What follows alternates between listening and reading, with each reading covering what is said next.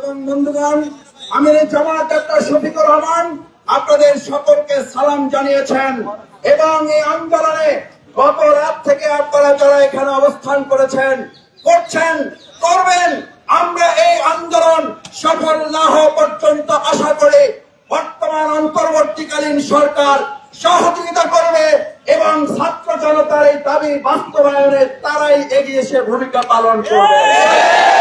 ছাত্র জনতা আবার জীবন দেওয়ার, আবার গুলির মুখে দাঁড়াক, সেটার জন্য অন্তর্বর্তীকালীন সরকার অপেক্ষা করবে, এটা আমাদের জন্য দুর্ভাগ্যজনক। সুতরাং ভাই এবং বন্ধুগণ, আমার সম্মানিত শ্রমিক ছাত্র জনতা ভাই বোনেরা, আজ এখানে আমাদের ছোট বাচ্চারা আবার নেমে এসেছে।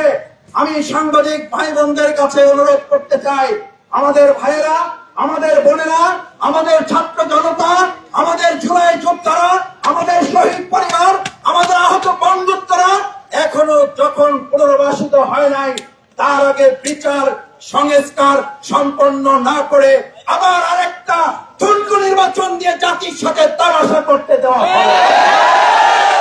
কারণ এরকম নির্বাচন আমাদের অবশ্যই প্রয়োজন, কিন্তু বিচার এবং সংস্কার ছাড়া জাতির প্রত্যাশিত নির্বাচন বাস্তবায়ন অসম্ভব। সেজন্য আমরা দাবি জানাতে চাই, অবশ্যই দ্রুত সময়ের মধ্যে ছাত্র জনতার এই দাবিকে সামনে রেখে আওয়ামী লীগকে নিষিদ্ধ করে বাংলাদেশের জনগণের দাবি বাস্তবায়ন করবেন। মাঝখানে যুবলীগ, স্বেচ্ছাসেবক লীগ আর এই সমস্ত ডালপালা কাটার ষড়যন্ত্র করে আমাদের এই ছাত্র জনতাকে আর ঘরে ফিরিয়ে দিতে পারবে না। নতুন আর কোন প্রহসন করার প্রয়োজন নাই। প্রহসনের জন্য 8 মাস সময় এনাফ ইজ এনাফ। পরিষ্কার বলে যাই, আমরা ছাত্র জনতা আজ এখানে নেমেছি পরিষ্কার বাস্তবায়নের জন্য। আওয়ামী লীগকে নিষিদ্ধই হচ্ছে এখন দেশের মানুষের 1 নম্বর প্রধান এবং সবচেয়ে মূল লক্ষ্য। এই লক্ষ্য থেকে অন্য কোন দিকে আমাদের ডাইভার্ট করা যাবে না।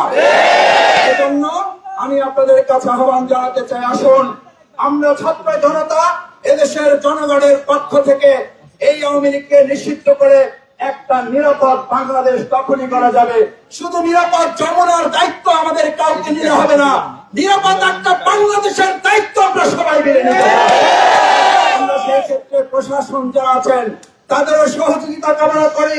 আমাদের দেশের বিভিন্ন স্তরে যে যেখানে আছেন, আমি আশা করি আওয়ামী লীগকে নিষিদ্ধ চাই এই জনগণ ছাত্র জনতার আহ্বানের সাড়া দিয়ে শুধু যমুনায় নয়, বাংলাদেশের প্রত্যেকটি ইঞ্চি মাটিতে দাঁড়িয়ে আমরা ব্যারিকেড তৈরি করতে সক্ষম।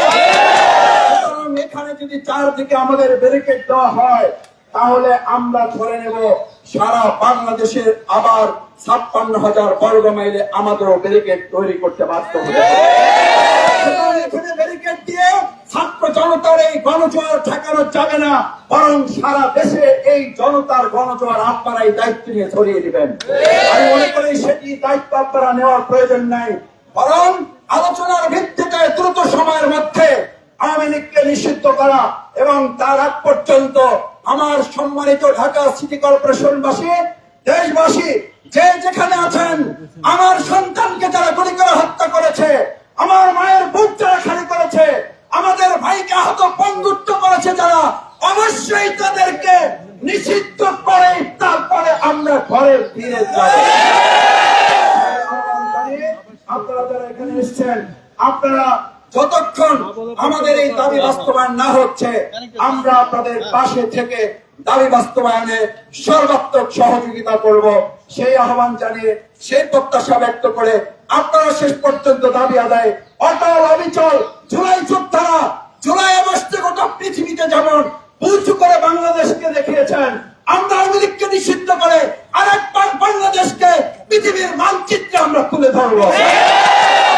সেই প্রত্যাশা ব্যক্ত করে আমার সম্মানিত ছাত্র জনতা ভাই বন্ধুদেরকে ধন্যবাদ জানিয়ে, কৃতজ্ঞতা জানিয়ে, অভিনন্দন জানিয়ে, গতকাল থেকে রাত থেকে আপনারা কষ্ট করে এখানে আছেন, আমির জামাত ডাক্তার শফিকুর রহমান আপনাদের সাথে এই সমস্ত বিষয়ে তিনি ওয়াকিবহাল আছেন, খোঁজ খবর রাখছেন এবং তিনি আপনাদের আন্দোলনে সহমত পোষণ করে এটিকে আওয়ামী লীগ নিষিদ্ধের এই দাবির সাথে বাংলাদেশ জামাত ইসলামী একাত্মতা ঘোষণা করে সামনের দিকে আন্দোলন এগিয়ে নিয়ে যাওয়া, দাবি বাস্তবায়ন করা আমরা সম্মিলিতভাবে করবো ইনশাআল্লাহ। আসসালামু আলাইকুম ওয়া রাহমাতুল্লাহ। দর্শক এতক্ষণ কথা বলছিলেন ঢাকা মহানগর দক্ষিণের জামায়াতের সেক্রেটারি ডক্টর শফিকুল ইসলাম। তিনি এসেছেন হাসনাত আবদুল্লাহর পাশেই তিনি দাঁড়িয়ে বক্তব্য রেখেছেন। একটু বিষয় আপনাদের জানিয়ে রাখি, বাংলাদেশ জামায়াতে ইসলামী এই ছাত্র জনতার সাথে একাত্মতা পোষণ করেছে যে তারাও কিন্তু আওয়ামী লীগ নিষিদ্ধের দাবি করছেন, অর্থাৎ তারাও আওয়ামী লীগ নিষিদ্ধ চাই, সেই বিষয়টি তারা বলছেন। দর্শক কোন জায়গা থেকে আমাদের ভিডিও দেখছেন কর্মসে অবস্থান করছি, যুবলীগ স্বেচ্ছাসেবক লীগ নিষিদ্ধের প্রহসন দিয়ে আমাদেরকে এখান থেকে উঠানো যাবে। আমরা এর আগে দেখেছিলাম ছাত্রলীগকে মিলবে আরো নিষিদ্ধ করা হয়েছে, তারপরে আমরা বাংলাদেশের অনেক জায়গাতে ছাত্রলীগের মিছিল দেখেছি। পুলিশ সম্পূর্ণভাবে ব্যর্থ হয়েছে সেই মিছিলগুলোকে রুখে দিতে। এমন ঠিক আছে, ওটা কেটে দিছিল আমার বলতে হবে। বন্ধুগণ, আমরা একটু নিরাপত্তা অনুরোধ করছি, আমরা এখনো সংবাদ সম্মেলন শুরু করব। আমরা গতকাল রাত থেকে দেখেছি দল মত ধর্ম নির্বিশেষে বাংলাদেশে জুলাই অভ্যুত্থানপন্থী সকল ছাত্র জনতা শক্তি এই যমুনা ভবনের সামনে এসে মিলিত হয়েছে। আমরা আজকের এই সংবাদ সম্মেলনে আন্দোলনের অগ্রগতি এবং আন্দোলনের পরবর্তী অবস্থানের কথা বলবো। আমরা সংবাদ সম্মেলনটি শুরু করছি। সংবাদ সম্মেলনের শুরুতে কথা বলবেন নাসির উদ্দিন পাটোয়ারি। দর্শক আমরা আবারও আপনাদের সাথে যুক্ত হচ্ছি, আমাদের সঙ্গেই থাকুন।